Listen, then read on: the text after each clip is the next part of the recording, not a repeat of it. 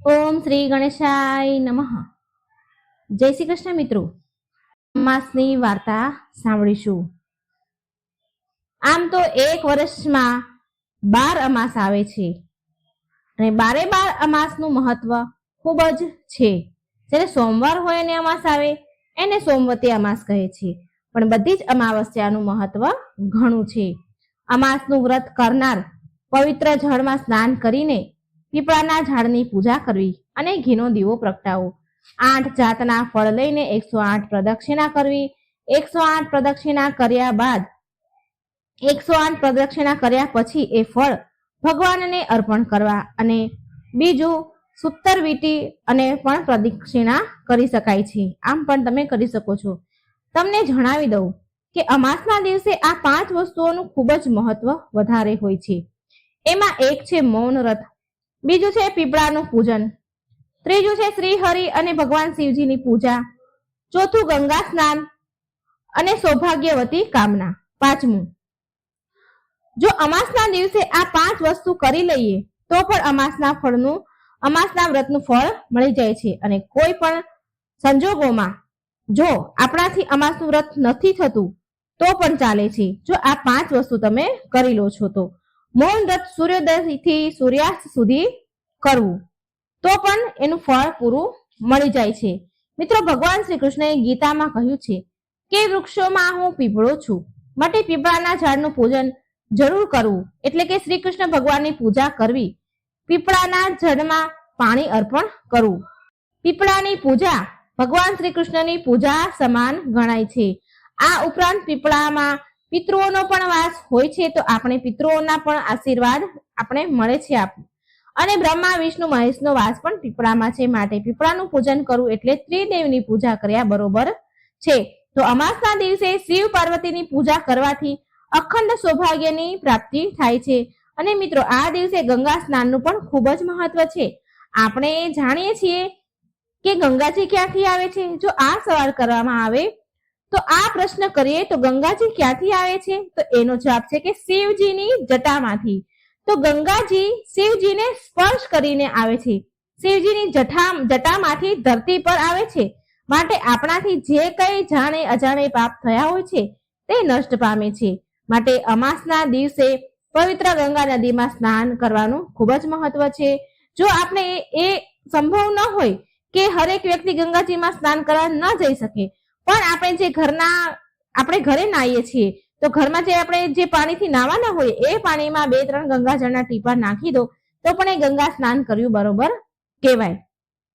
હવે આપણે સાંભળીએ વાર્તા. કાશીનગરમાં એક દેવસ્વામી નામના બ્રાહ્મણ રહેતા હતા. તેમની પત્નીનું નામ ધનવતી હતું. તેની પત્નીને 7 છોકરા અને 1 છોકરી હતી. છોકરીનું નામ ગુણવતી હતું. ગુણવતી તો ગુણોનો ભંડાર. તેના મંગળચરણથી ઘરમાં બધા ખુશ અને પ્રસન્ન રહેતા. તેની ભાભીઓ પણ તેના પર ઘણું હેત રાખે, ઘણો વહાલ કરે. એક દિવસ એક બ્રાહ્મણ તેના ઘરે ભિક્ષા લેવા આવ્યા. 7 વહુએ બ્રાહ્મણને ભિક્ષા આપી. બ્રાહ્મણે સૌને અખંડ સૌભાગ્યવતી રહો એવા આશીર્વાદ 7 વહુને આપ્યા. પછી ગુણવતી પણ ભિક્ષા લઈને આવી. તેણે બ્રાહ્મણ ગુણવતીને જોઈ રહ્યા છે અને થોડી વાર પછી તે બ્રાહ્મણે ગુણવતીને આશીર્વાદ દીધા. બહેન, ધર્મવતી થા, આમ કહીને બ્રાહ્મણ ચાલતા થયા. થોડી વાર પછી તે ગુણવતી તેની માતા પાસે આવી અને કહે છે, માં, પેલા બ્રાહ્મણે બધી ભાભીઓને અખંડ સૌભાગ્યવતીના આશીર્વાદ આપ્યા અને મને ધર્મવતી થા એવું કહ્યું. મને આવું કેમ કહ્યું? પુત્રીની વાત સાંભળી ધર્મવતીને નવાઈ લાગી. જ્યારે બીજે દિવસે તે બ્રાહ્મણ ફરી ભિક્ષા લેવા આવ્યા એટલે ધર્મવતીએ એ બ્રાહ્મણને કહ્યું, મહારાજ, તમે મારી 7 વહુને અખંડ સૌભાગ્યવતીના આશીર્વાદ દીધા, પણ મારી દીકરીને ધર્મવતી થા એમ કેમ કહ્યું? એટલે બ્રાહ્મણ મહારાજ બોલ્યા કે મેં જે કહ્યું છે તે બરાબર કહ્યું છે. અને કહે છે કે જ્યારે ગુણવતીના લગ્ન લેવાશે ત્યારે સપ્તપદી 7 ફેરા ફરતી વખતે તેનો પતિ મૃત્યુ પામશે. ગુણવતી વિધવા થશે. આટલું સાંભળતા જ તેની માનું હૃદય થડકી ઉઠ્યું અને કાંપી ઉઠ્યું અને ગુણવતી પણ રડવા લાગી. આ જોઈ અને બ્રાહ્મણ કહે છે કે બહેન, મેં એટલા જ માટે કહ્યું હતું કે તારે અત્યારથી જ તારે ધર્મ સંગ્રહ કરવો જોઈએ, ધર્મના રસ્તા પર ચાલવું જોઈએ અને ધર્મ સંગ્રહ કરવો જોઈએ, માટે મેં ધર્મવતી થા એવું કહ્યું હતું. આ પછી બ્રાહ્મણ મહારાજ ગુણવતીને આશ્વાસન દેતા કહે છે. ત્યારે ધર્મવતી ગુણવતીની માં બ્રાહ્મણને કહેવા લાગી, મહારાજ, અમને એવો કોઈ ઉપાય બતાવો કે જેથી મારી ફૂલ જેવી દીકરીનું રંડાપામાંથી બચી જાય, તેને વિધવા થઈને જીવવું ન પડે. ધર્મવતીની વાત સાંભળી મહારાજ બોલ્યા કે જો તમે સિંહલ દ્વીપમાંથી સોના ધોબણને તમારા ઘરે લઈ આવશો તો તમારી દીકરી દુઃખમાંથી બચી જશે, પરંતુ એ કામ ઘણું કઠણ છે. આમ કહી બ્રાહ્મણ ત્યાંથી ચાલતા થયા. આ વાત ધર્મવતીએ તેના પતિને કહી અને આ સાંભળી દેવ સ્વામી વિચારમાં પડી ગયા. સિંહલ દ્વીપમાં જવું શી રીતે? અને એમણે તો તેના 7 પુત્રોને બોલાવ્યા અને સિંહલ દ્વીપમાં જવાનું કહ્યું. એટલે તેમના 6 પુત્રો જે છોકરા છે એ ચૂપ રહ્યા, પણ સાથે તેમનો નાનો જે દીકરો હતો શિવ સ્વામી, તે સિંહલ દ્વીપમાં જવા માટે તૈયાર થઈ ગયો. શિવ સ્વામી અને ગુણવતી સિંહલ દ્વીપમાં જવા ચાલતા નીકળી ગયા. વનવગડા વીંધતા જાય છે. જો ભૂખ લાગે તો વનવગડામાંથી ફળ ફૂલો ખાતા જાય છે. તે બંને ભાઈ બહેન સમુદ્ર કાંઠે આવી પહોંચ્યા. ભાઈ બહેન થાકીને લોથપોથ થઈ ગયા અને સમુદ્ર પર આવીને વિચાર કરે છે કે સમુદ્ર ઓળંગવો શી રીતે. આમ વિચાર કરતા કરતા તે ભાઈ બહેન એક વડના ઝાડ પાસે નીચે બેસી ગયા. આ વડ ઉપર એક ગીધ પક્ષી તેના બચ્ચા સાથે રહેતું હતું. તે ગીધ વડના ઝાડ પર તેના બચ્ચા માટે ખાવાનું લઈને આવ્યો. તે ગીધ તેના બચ્ચાને કહે છે, આજે તો હું સરસ ખાવાનું લાવ્યો છું, પેટ ભરીને ખાઓ. એટલે તેના બચ્ચા બોલ્યા, અમારે કાંઈ ખાવું નથી. એટલે ગીધ બોલ્યું, અરે એવું શું છે કે આટલું સરસ ભોજન નથી ખાવું તમારે? તમે કેમ ખાવાની ના પાડો છો? બચ્ચા બોલ્યા કે આ ઝાડ નીચે જે બેઠા છે તે બંને ભાઈ બહેન છે. એ કેટલાય દિવસથી ભૂખ્યા છે. તેને ખવડાવ્યા વિના અમારું પેટ કેમ ભરાય? બચ્ચાનો આ અતિથિ પ્રત્યેનો આવો પ્રેમ ભાવ જોઈને ગીધ વનફળ ઉપાડી લાવ્યા અને તે ભાઈ બહેનને આગળ મૂક્યા. ગીધને જોઈને શિવ સ્વામી બોલ્યા, હે ગીધરાજ, અમારું કામ ન થાય ત્યાં સુધી અમને ખાવાનું ગળે કેમ ઉતરે? અમને ખાવું ભાવે એમ નથી. અમારે સિંહલ દ્વીપમાં સોના ધોબણના ઘરે જવું છે. કોઈ ઉપાય બતાવો તો સારું. આ સમુદ્ર અમે કેવી રીતે પાર કરીશું? આ સાંભળે ગીધ બોલ્યું, તમે ચિંતા ન કરો, હમણાં જ તમને સિંહલ દ્વીપમાં પહોંચાડી દઉં છું. તમે નિરાતે જમી લો. ગીધની વાત સાંભળી ભાઈ બહેન મનને શાંતિ થઈ અને વનફળ ખાઈ લીધા. આ ગીધ સામાન્ય ગીધ ન હતું. આ ગીધ જો ધારે ને તો 10 માણસોને સામટા ઉપાડી શકે તેવો બળવાન હતું. તેણે પોતાની પીઠ ઉપર ભાઈ બહેનને બેસાડી લીધા અને આકાશ માર્ગે ઉડવા લાગ્યું. ગીધ ઘડીક વારમાં જ ઉછળતા સાગરને પહેલે પાર પહોંચી ગયું અને સોના ધોબણના ઘર આગળ બંને ભાઈ બહેનને ઉતારી દીધા. સવાર થવાની હજી વાર હતી કે ભાઈ અને બહેન વિચાર કરી રહ્યા હતા, હવે શું કરવું? ગુણવતીએ કહ્યું, ભાઈ, આપણે સોના ધોબણની કઈ સેવા ચાકરી કરીએ તો સોના ધોબણ રાજી થાય. આમ વિચારી ગુણવતીએ તેના ઘર આંગણામાંથી કચરો કાઢવા માંડી. શિવ સ્વામી કુવેથી પાણી ભરી લાવ્યો. ગુણવતીએ સોના ધોબણનું આંગણું લીપીને સ્વચ્છ કર્યું અને સૂર્ય ઉગે તે પહેલા તે બંને ત્યાંથી દૂર જઈને બેઠા. સવાર પડી. સોના ધોબણ આળસ મરડીને ઉઠી તે ઘરની બહાર નીકળી અને તેણે આંગણું જોયું તો તેના આશ્ચર્યનો પાર ન રહ્યો. એ ઊભી વિચાર કરવા લાગી, અરે મારું આંગણું કોણે લીપ્યું હશે? વિચારમાં પડી ગઈ. એને કઈ સમજ પડી નહીં. આમ રોજ ભાઈ બહેન નિત્ય સવારે સોના ધોબણનું આંગણું લીપવા આવે અને ચાલ્યા જાય. સોના ધોબણ રોજ સવારે જુએ અને નવાઈ પામે અને આજે તો રાત્રે જાગતી બેસતી રહી. તે રાતનો છેલ્લો પહોર થયો ત્યાં તો સોના ધોબણે 2 જણાને આંગણું લીપતા જોયા. સોના ધોબણ દોડી આવી અને તેમને પૂછ્યું કે ભાઈ, તમે કોણ છો? મારું આંગણું રોજ તમે શા માટે લીપો છો? શિવ સ્વામી બોલ્યા, હું બ્રાહ્મણનો દીકરો છું અને આ મારી બહેન ગુણવતી છે. અમે તમને તેડવા આવ્યા છીએ. અમે તમારી સેવા ચાકરી કરીને તેમને રાજી કરવા માંગીએ છીએ. સોના ધોબણ તો ચિંતામાં પડી ગઈ કે બ્રાહ્મણના દીકરા મારું ઘર લીપે. તે બોલી ઉઠી, ભાઈ, તમે મારા અતિથિ છો, મારે તમારે સેવા કરવી જોઈએ, અને વળી તમે બ્રાહ્મણ છો એટલે જો હું તમારી પાસે કામ કરાવું તો પાપમાં પડું. તમારે જો કામ હોય તે મને કહો, હું આનંદથી કરીશ. શિવ સ્વામીએ તેની પોતાની બહેનની બધી જ વાત કહી અને ગમે તે રીતે ગુણવતીના લગ્ન સમયે તેમને ઉપસ્થિત રહેવાનો આગ્રહ કર્યો. સોના ધોબણે તેના પોતાના દીકરાની વહુઓને કહ્યું, હું જાઉં છું, જો આપણા ઘરે કોઈ મરી જાય તો હું આવું ત્યાં સુધી સાચવી રાખજો. આમ કહી સોના તેના વ્રતના પ્રભાવે આકાશ માર્ગે ઉડી શિવ સ્વામી અને ગુણવતીને લઈને ઘણી વારમાં બધા કાશીનગર આવી ગયા. સોના ધોબણને પોતાને ત્યાં આવેલી જોઈ ગુણવતીના માતા પિતાને આનંદનો પાર ન રહ્યો. ગુણવતીના માતા પિતાએ ઉજ્જૈનના રુદ્ર શર્મા નામે એક ગુણવંત શર્માના છોકરા સાથે ગુણવતીનું વેવિશાળ કર્યું અને લગ્ન લેવડાવ્યા. ઉજ્જૈનથી જાન આવી પહોંચી. લોકો જાત જાતની અટકળો કરવા લાગ્યા. ચોરીમાં મંગળ ફેરા ફરવા લાગ્યા. ત્યાં તો રુદ્ર શર્મા બેભાન થઈને નીચે પડી ગયો. લગ્ન મંડપમાં હાહાકાર વર્તાયો. સગા વહાલા કલ્પાંત કરવા લાગ્યા. સોના ધોબણે બધાને શાંત રહેવા સમજાવ્યા અને સોના ધોબણે સોમવતી અમાસના વ્રતનું પુણ્ય અર્પણ કરીને રુદ્ર શર્મા ઉપર પાણીની અંજળી છાંટવા લાગી. રુદ્ર શર્મા તુરંત જ બેઠો થયો. સોના ધોબણના આનંદનો પાર ન રહ્યો. ગુણવતી સોના ધોબણમાં પગમાં પડી. સોના ધોબણે પ્રેમથી તેની છાતી સરસે ચાંપી દીધી. સોના વિદાય લઈ સોના ધોબણ ત્યાંથી ચાલી ગઈ. તે સિંહલ રીપમાં તેના ઘરે આવી પહોંચી. માર્ગમાં એક બાઈ કપાસનો ભાર ઉતારીને થાક ખાતી હતી અને બાઈ બોલી સોના ધોબણને કે બહેન જરા ભાર ચડાવો ને.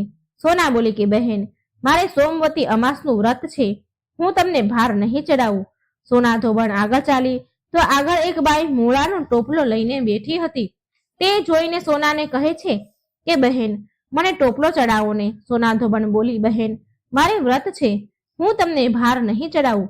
આમ કરી સોના ધોબણ તેના ઘરે ચાલતી થઈ. રસ્તામાં પીપળો આવ્યો એટલે સોના ધોબણે 8 ફળ લઈને 108 પીપળાની પ્રદક્ષિણા કરી અને ભગવાનનું પૂજન કર્યું.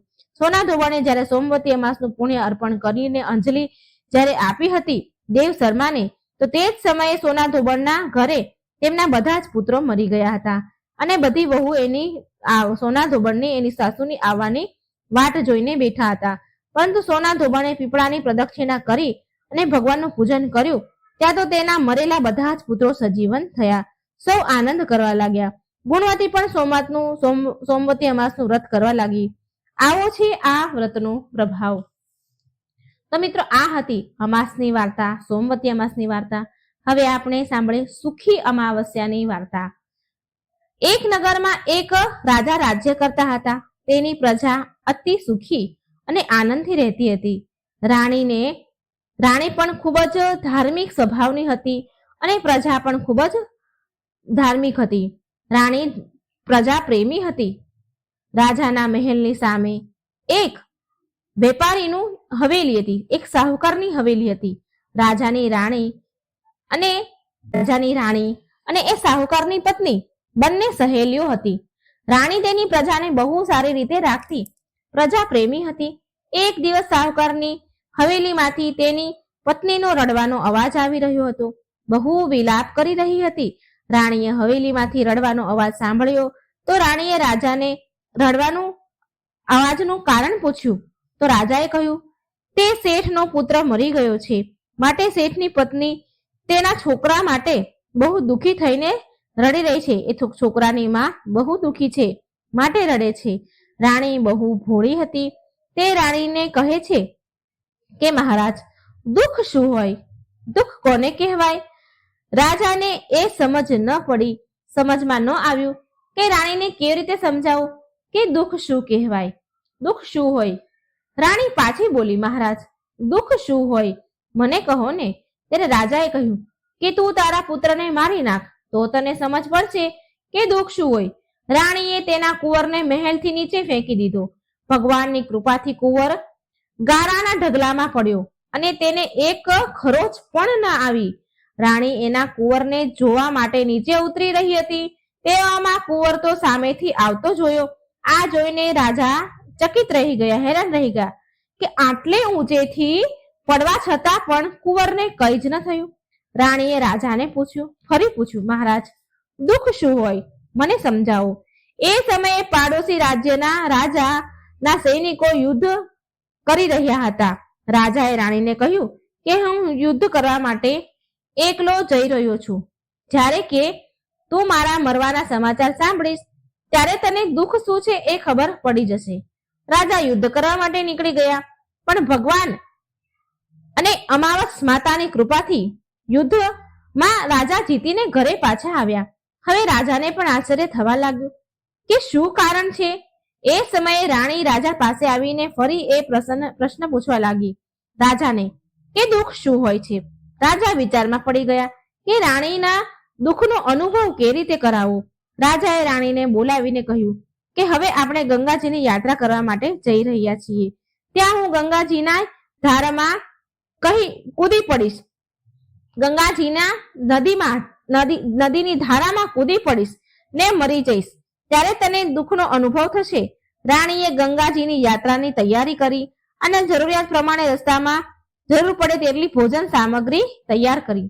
આ બાજુ કૈલાસ પર ભગવાન શિવ પાર્વતીજીને કહે છે કે આજે હું કળિયુગમાં સુખી આત્માના દર્શન કરીશ. શિવજીએ બકરાનું અને પાર્વતીજીએ બકરીનું રૂપ ધારણ કર્યું. એક બાવળ પાસે ઘાસ ચરવા લાગ્યા. એટલામાં રાજા રાણીની સવારી આવી અને એટલામાં રાજા રાણીએ સુંદર છાયા અને બાવળિયા જોયા તો તેને વિચાર્યું કે આપણે અહીં થોડી વાર બેસીને પાણી પી લઈએ, આરામ કરી લઈએ અને પછી આગળ વધીશું. રાજાએ ત્યાં થોડું પાણી પીધું અને બીજું રાણીએ પણ થોડું પાણી પીધું. રાણી માટે રહેવા દીધું. તે ફરી પાછું પાણી લેવા માટે રાજા નદીમાં ગયા.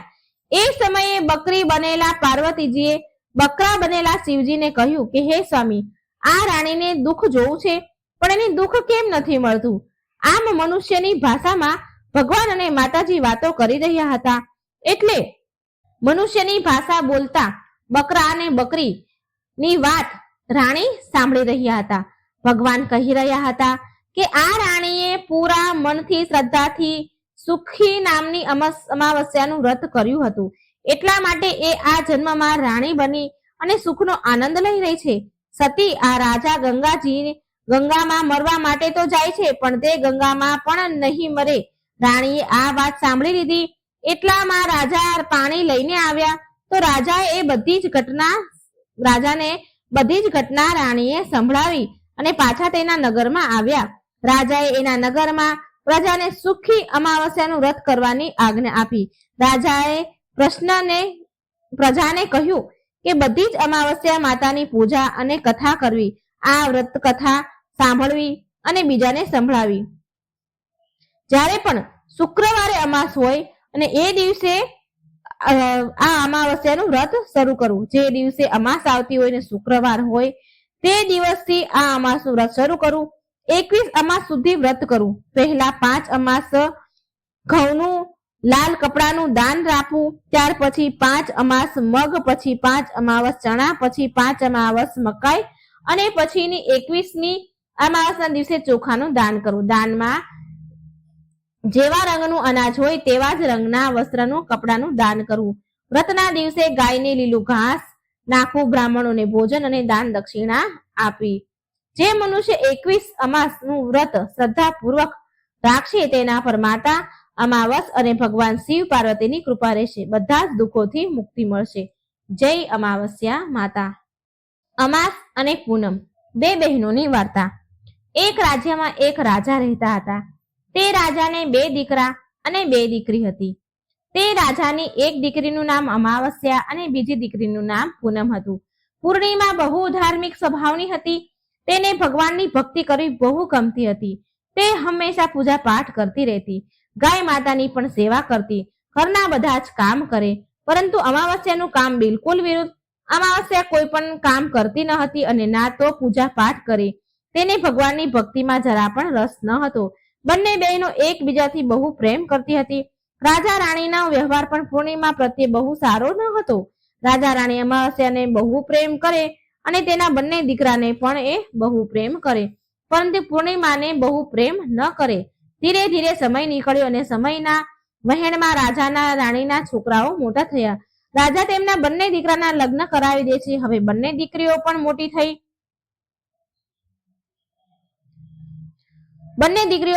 થઈ ગઈ છે. એટલે બધા જ લોકો રાજાને કહેવા લાગ્યા કે તમારી બંને દીકરી તો વિવાહ લાયક થઈ ગઈ છે, હવે તમે એના લગ્ન કરાવી દો. રાજા કહે હા, લગ્ન તો કરવા છે. એટલે રાણી પાસે રાજા ગયા અને રાણી રાજાને કહે છે કે પૂર્ણિમાના લગ્ન કોઈ મોટા ઘરમાં ન કરશો.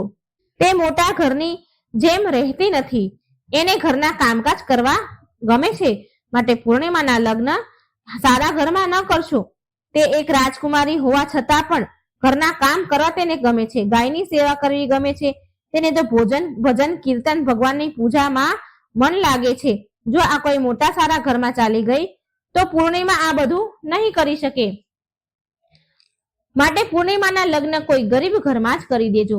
રાજાએ રાણીની વાત માની અને કહ્યું ઠીક છે, સાચી છે તારી વાત. પછી રાજા પૂર્ણિમા માટે લગ્ન લાયક કોઈ સારા ઘર સંબંધ શોધવા જાય છે, સારો વર શોધવા લાગ્યા અને અંતે રાજાને એક ગરીબ અને સાધારણ ઘર પૂર્ણિમા માટે મળી ગયું. એટલે સાધારણ ઘરમાં પૂર્ણિમાના લગ્ન નક્કી કરી દીધા. એટલે રાણી બોલી, મહારાજ, અમાવસ્યા પણ લગ્ન લાયક થઈ ગઈ છે, અમાવસ્યા માટે પણ વર જોવો જોઈએ. બંને બહેનોના લગ્ન એક સાથે જ કરી દઈશું. રાજાએ એક નગરના રાજાના દીકરા સાથે અમાવસ્યાના લગ્ન નક્કી કરી દીધા.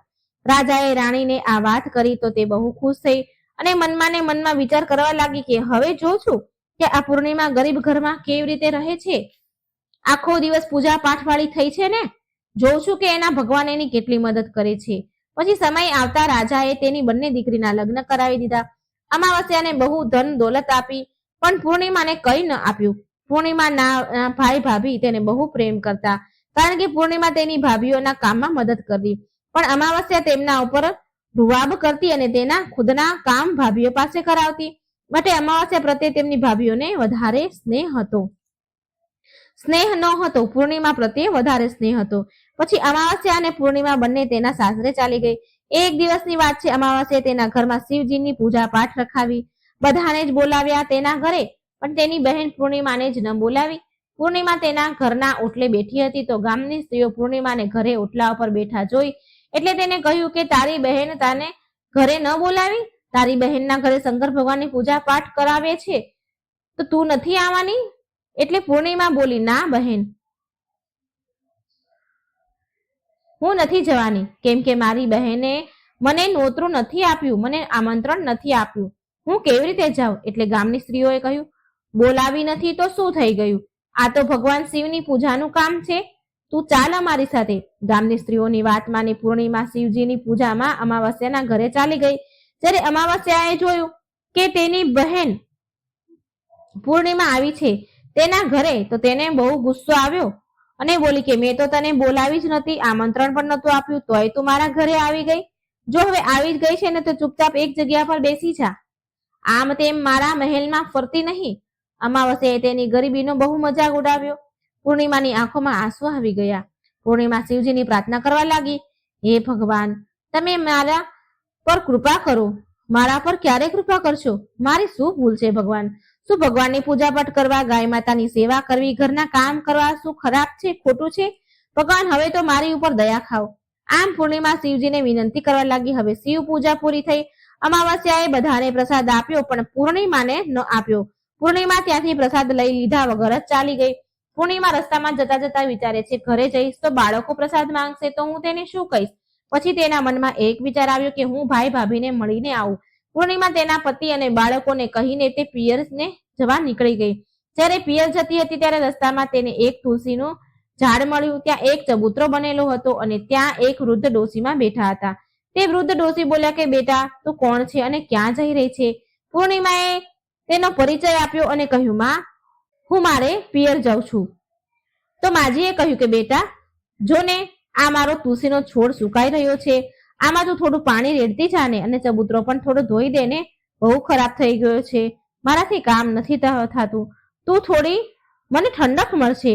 એટલે પૂર્ણિમાએ બહુ સારી રીતે ચબૂતરોને ધોયો, તુલસીમાના છોડમાં પાણી રેડ્યું અને તુલસીમાની પૂજા કરી અને તેને ડોશીમાને પણ ઘસી ઘસીને સારી રીતે નવડાવ્યા, પગ દબાવ્યા, સેવા કરી. પછી પૂર્ણિમા બોલી કે ડોશીમા, હવે તમારે કઈ કામ હોય તો કહો ને, અને જો ન હોય તો હું જઉં. પછી ડોશીમાં બોલ્યા કે ના બેટા, હવે કઈ જ કામ નથી, તું જા બેટા. ડોશીમાએ પૂર્ણિમાને આશીર્વાદ આપ્યા અને બોલ્યા કે બેટા, જ્યારે પાછી આવ ને તારા પિયરમાંથી તો અહીં મને મળીને જજે. સારું કહીને તે આગળ ચાલી. ચાલતા ચાલતા આગળ તેને એક ભગવાન શંકરનું મંદિર મળ્યું. ત્યાં પણ એક ચબૂતરો હતો. ત્યાં ચબૂતરા પાસે એક વૃદ્ધ સાધુ બેઠા હતા. મિત્રો, એ બીજું કોઈ નહીં પણ શિવજી પોતે હતા. પણ પૂર્ણિમા તેને ઓળખી ન શકી. વૃદ્ધ સાધુ બોલ્યા કે તું કોણ છે બેટા? એટલે પૂર્ણિમા બોલી, શું કામ છે મહારાજ તમારે? એટલે સાધુ મહારાજ બોલ્યા કે તું આ મંદિરની સાફ સફાઈ કરી દઈશ, બહુ ગંદુ થઈ ગયું છે, અને આ ચબૂતરો પણ થોડો ધોઈ દેજે ને, બહુ ગંદો થઈ ગયો છે, અને મારા માટે નાહવા માટે 2 ડોલ પાણી પણ ભરી આપ, તારું બહુ ઉપકાર રહેશે મારા ઉપર. પૂર્ણિમાએ રાજી ખુશીથી બધા જ કામ કરી દીધા અને ભગવાન શિવની પૂજા કરી. પછી આગળ ચાલી. થોડી વધારે આગળ ચાલી તો આગળ તેને એક મહાકાળી માનું મંદિર મળ્યું. ત્યાં મહાકાળીમાં એક વૃદ્ધ ડોશીમાનું રૂપ લઈને બેઠા હતા. મહાકાળીમાં બોલ્યા કે બેટા, તું કોણ છે? પૂર્ણિમાએ તેનું નામ કહ્યું અને પરિચય આપ્યો. એટલે પૂર્ણિમા બોલી, શું કામ છે માજી? એટલે વૃદ્ધ ડોશીમાં બોલ્યા કે બેટા, આ મંદિરમાં તો બધા જ પૂજા પાઠ કરીને ચાલ્યા જાય છે, પણ કોઈ મંદિરની સાફ સફાઈ નથી કરતું. જો મંદિર કેટલું ગંદુ થઈ ગયું છે, બેટા જરા મંદિરની સાફ સફાઈ કરી દે. પૂર્ણિમાએ મંદિરની સાફ સફાઈ કરી અને પછી તેને મહાકાળી માનો શિંગાર કર્યો, પૂજા કરી, અને પછી તે ડોશી માને સ્નાન કરાવડાવ્યું અને હાથ પગ દબાવી સેવા કરી. ત્યાંથી આગળ વધી એક નદી મળી. ત્યાં પણ એક વૃદ્ધ ડોશીમાં બેઠા હતા. તે બીજું કોઈ નહીં પણ સ્વયં ગંગાજી હતા. એટલે તેને કહ્યું, બેટા તું કોણ છે?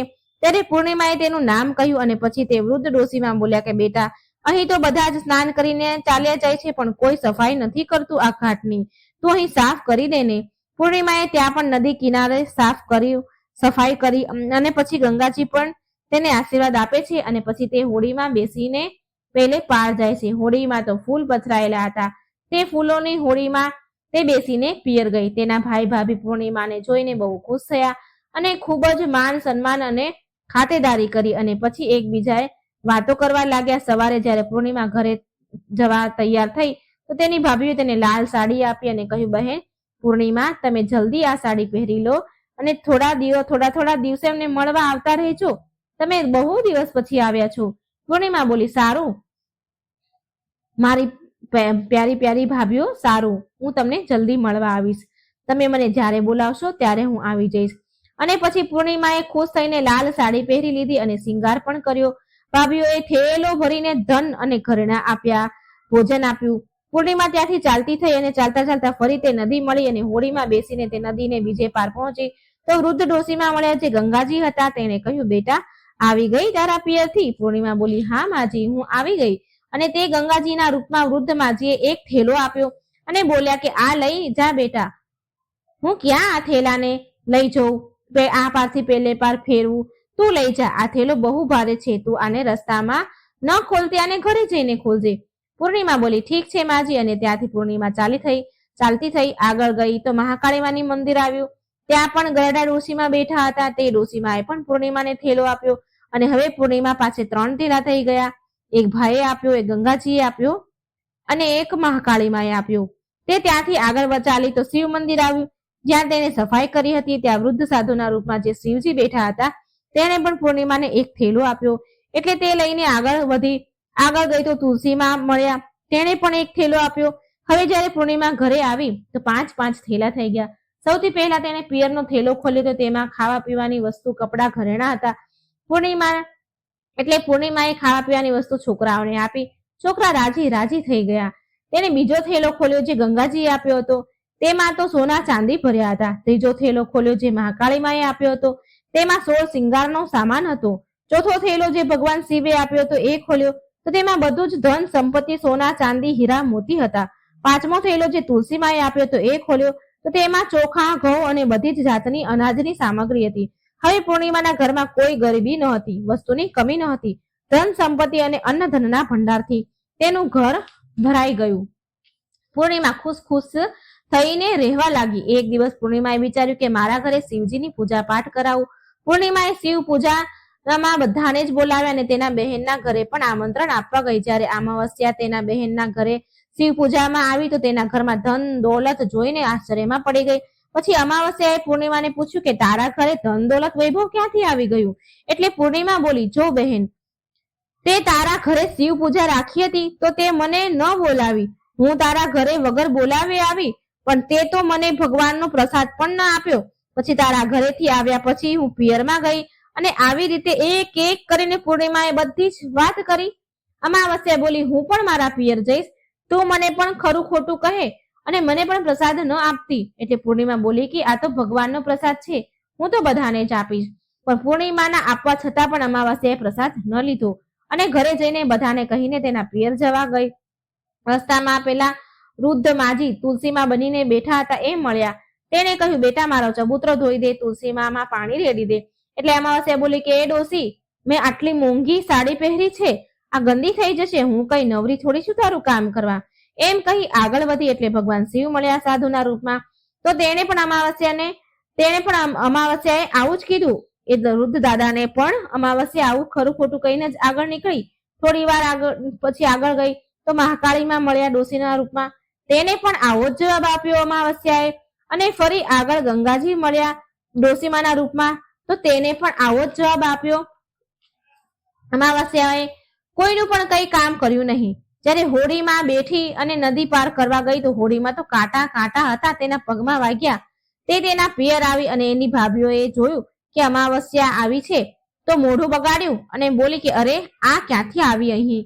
અરે પૂર્ણિમા પાસે તો કઈ હતું નહીં, માટે તેને બધું જ આપ્યું, પણ આ અહીં કેમ આવી છે? ચાલો કઈ વાંધો નહીં, હવે આવી જ ગઈ છે તો શું કરીએ? ભાભીઓ બોલી અમાવસ્યાને, આવો બહેન બેસો. અમાવસ્યા જમીને સુઈ ગઈ. સવાર થઈ એટલે અમાવસ્યા બોલી, ભાભી હવે હું જાઉં છું. તો ભાભી બોલી, સારું આવજો. એટલે અમાવસ્યા બોલી, ભાભી પૂર્ણિમાને જો તમે થેલો ભરી ભરીને સામાન આપ્યો તો મને કઈ નહીં આપો? તો ભાભી બોલી, જાઓ તમે ઘરે, અમે તમારા ઘરે થેલો પહોંચાડી દઈશું. પછી અમાવસ્યા ચાલી એટલે આગળ જતા નદી પાર કરીને ગંગાજી મળ્યા. ગંગાજી બોલ્યા, બેટા આવી ગઈ? અમાવસ્યા બોલી, માજી તમે તો પૂર્ણિમાને થેલો ભરીને કઈક આપ્યું હતું, મને કઈ નહીં આપો? એટલે માજી બોલ્યા, જા બેટા, હું તારો સામાન તારા ઘરે પહોંચાડી દઈશ. આવી રીતે ભગવાન શિવજીએ, મહાકાળી અને તુલસીમાએ પણ કહી દીધું. જ્યારે તે ઘરે પહોંચી તો તેના આંગણામાં 5 થેલા પડ્યા હતા. જ્યારે અમાવસ્યા બધા થેલા ખોલે છે તો કોઈ થેલામાં માટી, કોઈમાં પથ્થર, સાપ, વીંછી હતા. અમાવસ્યા તેનું માથું પકડીને બેસી ગઈ અને બોલી કે હે ભગવાન, મને તો પિયરમાંથી પણ કઈ ન મળ્યું અને અહીં પણ કઈ ન મળ્યું. અને અમાવસ્યા દોડીને પૂર્ણિમા પાસે ગઈ અને બોલી કે તને કેટલું બધું ધન મળ્યું, મને તો કઈ ન મળ્યું. તો પૂર્ણિમા બોલી, જ્યારે હું પિયર જાઉં છું તો ભાભીઓની મદદ કરું છું અને તે તો ભાભીને મદદ ક્યારે પણ નથી કરી, તો ભાભી તને શું આપે? ગંગા મૈયાને પણ તે ઠુકરાવી દીધા. શિવજી, કાલીમાં, તુલસીમાં આ બધાને પણ તે ઠોકર મારી, માટે ભગવાને તને કઈ ન આપ્યું. અમાવસ્યા બોલી, બહેન મને માફ કરી દે, મેં હંમેશા તારા ઉપર અત્યાચાર કર્યો છે, ઈર્ષા કરી છે, પણ એમાં મારો કોઈ વાંક ન હતો. મને પણ ભગવાનની ભક્તિ વિશે સમજાવ, એટલે હું પણ બધું કરીશ. તો પૂર્ણિમા બોલી, બહેન સાંભળ, 3 જ વાત છે જ્ઞાનની. પહેલી વાત છે બધા જ પર દયા રાખવી, બીજી વાત છે પૂજા પાઠ કરવા અને ત્રીજી વાત છે 108 વાર ઓમ નમઃ શિવાયનો જાપ કરવો. બહેન, ભગવાને જે 3 વસ્તુ સૂત્ર આપ્યા છે તેને પ્રસાદના રૂપમાં સ્વીકાર કરી લે, તેને હૃદયમાં વસાવી લે. મેં સાચા મનથી ભગવાનની પૂજા પાઠ કર્યા છે, શ્રદ્ધાથી પાઠ કર્યા છે અને બધાની મદદ કરી છે, બધાનું કામ કર્યું છે, માટે મને બધું જ મળ્યું અને તારી પાસે જે પણ હતું તે પણ પૂરું થઈ ગયું, ખતમ થઈ ગયું. અમાવસ્યા તેના ઘરે આવી અને ખૂબ જ પૂજા પાઠ કરવા લાગી. તેની ભૂલ પર પછતાણી. ભગવાન શિવજીની તેને મનથી માફી માંગી, પૂરા મનથી શ્રદ્ધાથી માફી માંગી અને તેના ઘરમાં પણ ફરી બધું જ સારું થઈ ગયું. ભગવાન પ્રત્યે એની ભક્તિ વધી અને પછી ભગવાન શિવજીએ બધા જ દેવી દેવતા એની પર કૃપા વરસાવી. તો આવો છે અમાવસ્યા અને પૂર્ણિમાનો પ્રભાવ. મિત્રો, જો વાર્તા સારી લાગે તો લાઈક, શેર કરજો. આ ચેનલ એને સબસ્ક્રાઈબ પણ જરૂર કરી દેજો. જય શ્રી કૃષ્ણ, રાધે રાધે. Thank you.